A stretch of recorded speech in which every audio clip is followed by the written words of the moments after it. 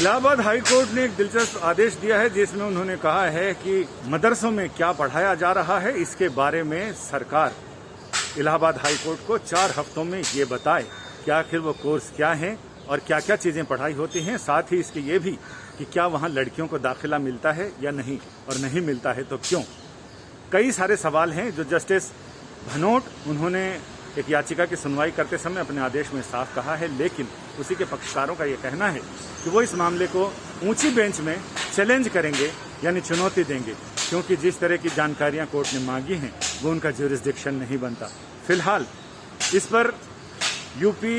Central Shia Waqf board के पूर्व अध्यक्ष ने भी अपनी प्रतिक्रिया दी है और उनका ये कहना है कि उनकी याचिका जो सुप्रीम कोर्ट में पेंडिंग है, सुप्रीम कोर्ट में जो याचिका उन्होंने लगाई है जिसमें उन्होंने पुनर्विचार की भी याचिका लगाई है, सुप्रीम कोर्ट ने उनकी याचिका को खारिज कर दिया था, लेकिन उस पर उन्होंने पुनर्विचार याचिका लगाई है, तो वो ये आदेश उनकी याचिका के में उठाए गए मुद्दों की पुष्टि करता है। और उनका ये कहना है कि कुरान में ऐसी बहुत सारी चीज़ें हैं जो मदरसों में पढ़ाई जाती हैं, लेकिन उससे मानवता और आपसी भाईचारे, खुलूस, प्यार, मोहब्बत, इन सारी चीज़ों पर उसका असर पड़ता है। फिलहाल ये देखना दिलचस्प होगा कि उत्तर प्रदेश सरकार 4 हफ्तों में क्या जवाब देती है, लेकिन हो सकता है कि जवाब आने के पहले ही इलाहाबाद उच्च न्यायालय में इसे चुनौती दे दी जाए, और चुनौती देने के बाद पहली सुनवाई में मुमकिन है कि अदालत पिछले आदेश पर रोक लगा दे और इसके बाद नए सिरे से इसमें